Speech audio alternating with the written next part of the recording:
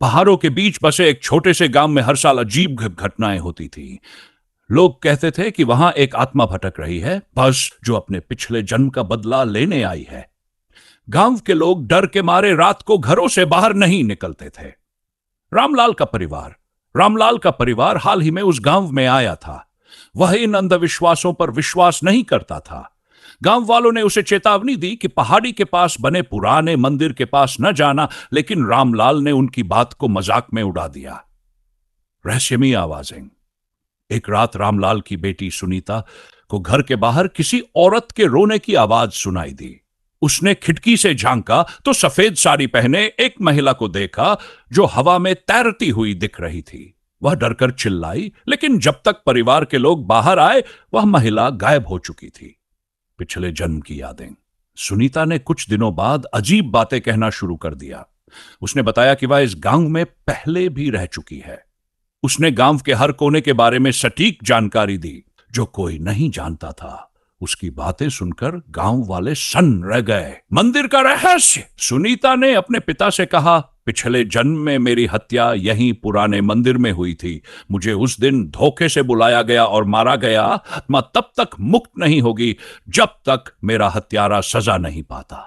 खौफनाक रामलाल और गांव वाले सुनीता के साथ मंदिर गए। वहां उसने जमीन के नीचे से इंक, एक कंकाल और पुराने आभूषण निकाले। गांव के बुजुर्गों ने बताया कि ये 20 साल पहले लापता हुई लड़की के हैं। सजा और मुक्ति ने अपने हत्यारे का नाम लिया जो उसी गांव का एक आदमी था। उस आदमी ने अपना गुनाह कबूल कर लिया। पुलिस ने उसे गिरफ्तार किया। जैसे ही उसने अपराध स्वीकारा, सुनीता बेहोश हो गई। सुनीता जब जागी तो उसने कहा, अब मैं मुक्त हूं। इसके बाद वह कभी अपने पिछले जन्म की बात नहीं करती, लेकिन आज भी उस गांव के मंदिर में लोगों को किसी की चीखें सुनाई देती हैं। शायद वह आत्मा हर साल यह देखने आती है कि क्या इंसाफ बरकरार है। पुनर्जन्म अंत नहीं, नई शुरुआत। सुनीता का अजीब बर्ताव। उस घटना के बाद सब कुछ सामान्य लगने लगा, लेकिन कुछ महीनों बाद सुनीता के बर्ताव में फिर से बदलाव आने लगा। वह अक्सर अकेले मंदिर के पास जाती और घंटों तक वहीं बैठी रहती। उसकी आंखें गहरी और ठंडी हो गई थीं। सपनों की दुनिया ने अपनी मां से बताया कि उसे हर रात सपने आते हैं जिनमें वह किसी अजनबी के साथ एक झील के किनारे बैठी होती है। वह अजनबी उससे कुछ कहना चाहता है, लेकिन कहने से पहले गायब हो जाता है। गांव में नई घटनाएं। उसी दौरान गांव में अजीब घटनाएं होने लगी। लोगों ने मंदिर के पास अजीब साए देखे। कोई कहता कि वहां किसी का रोने की आवाज आती है, तो कोई कहता कि उसने झील के पास एक परछाई देखी। झील का सुनीता ने एक दिन कहा, झील में कुछ छुपा है। अगर वह नहीं मिला तो यह सब कभी खत्म नहीं होगा। यह सुनकर गांव वाले डर गए, लेकिन रामलाल ने हिम्मत दिखाई। खतरनाक खोज। रामलाल और गांव के कुछ लोग झील पर पहुंचे। वहां कीचड़ के बीच उन्हें एक पुराना संदूक मिला। संदूक खोलते ही उसमें से अजीब सी बदबू आई। उसमें कुछ पुराने कपड़े, एक टूटी हुई चूड़ी और एक खत था। खत का भयानक सच। खत में लिखा था, मैं तुम्हें कभी नहीं भूलूंगी। अगर मेरा प्यार अधूरा रहा तो मेरी आत्मा कभी चैन नहीं पाएगी। यह खत किसी लड़की ने अपने प्रेमी को लिखा था। गांव के बुजुर्गों ने बताया कि यह खत एक औरत का था जिसे उसकी शादी के दिन ही मार दिया गया था। सुनीता का चेहरा लगा है। खत पढ़ते ही सुनीता के चेहरे पर अचानक बदलाव आ गया। उसकी आवाज गहरी और डरावनी हो गई। उसने कहा, मैं जान चुकी हूं कि मुझे क्यों मारा गया था। मैं अब तक चैन से नहीं रहूंगी जब तक वह इंसान सजा नहीं पाता। गांव में खौफ। गांव के एक बूढ़े व्यक्ति ने बताया कि वह हत्यारा गांव में ही है और अब तक छिपा हुआ है। सुनीता ने उसी वक्त गांव के एक आदमी का नाम लिया। वह वही व्यक्ति था जो पहले भी शक के घेरे में था, लेकिन बच गया था। अंतिम इंसाफ। गांव वालों ने पुलिस को बुलाया। सबूत और सुनीता के बयान ने उसकी सच्चाई साबित कर दी। हत्यारे को जेल भेज दिया गया। आत्मा की मुक्ति। उस रात सुनीता ने आखिरी बार मंदिर के पास जाकर कहा, अब सब खत्म हो गया, मुझे मुक्त कर दो। अचानक तेज हवा चली और ऐसा लगा जैसे कोई साया झील के पानी में समा गया। यह अंत था। सुनीता अब सामान्य लग रही थी, लेकिन गांव के लोग कहते हैं कि झील के पास आज भी कुछ लोग किसी की परछाई देखते हैं। और सुनीता, उसकी आंखों में आज भी कुछ ऐसा है जैसे वह सब कुछ देख रही हो। अगली बार जब कोई गांव की उस झील पर जाता है तो वहां की खामोशी एक नई कहानी बुनने लगती है। हालांकि सबने मान लिया था कि सुनीता अब पूरी तरह सामान्य हो गई है, लेकिन उसकी मां सावित्री को ऐसा महसूस नहीं होता था। सुनीता अक्सर रात के वक्त नींद में कुछ बोलती थी। वह अजीब सी बातें करती, जैसे कि किसी को पुकार रही हो या मदद मांग रही हो। अजनबी की परछाई।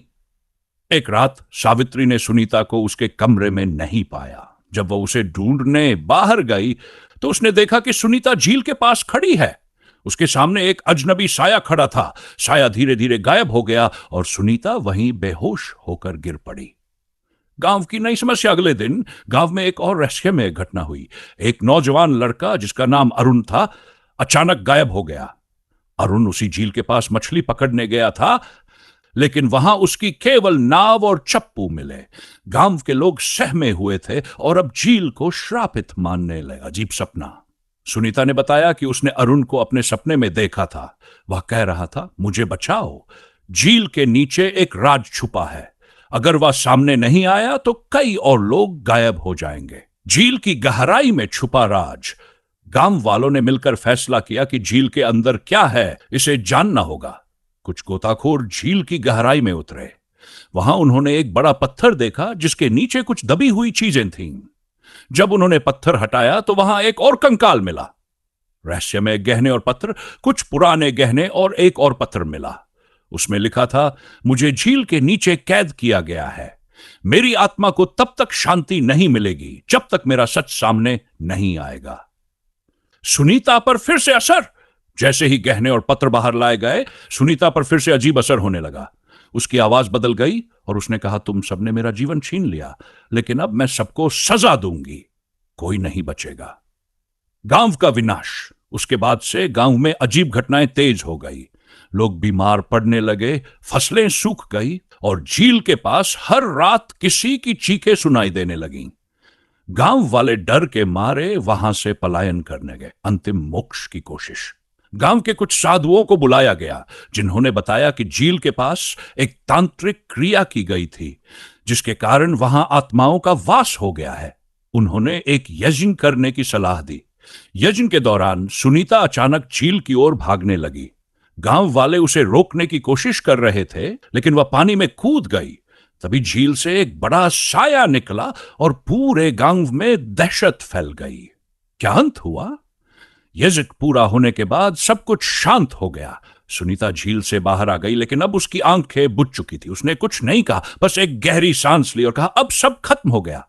लेकिन गांव के लोग आज भी कहते हैं कि झील के पास रात में कोई न जाए। वहां की खामोशी आज भी चीखों को समेटे हुए है। क्या सच में सब खत्म हो गया या यह सिर्फ एक शुरुआत थी? में नई घटनाएं जिसके बाद गांव में कुछ समय तक सब कुछ सामान्य लग रहा था, लेकिन झील के पास एक नई समस्या खड़ी हो गई।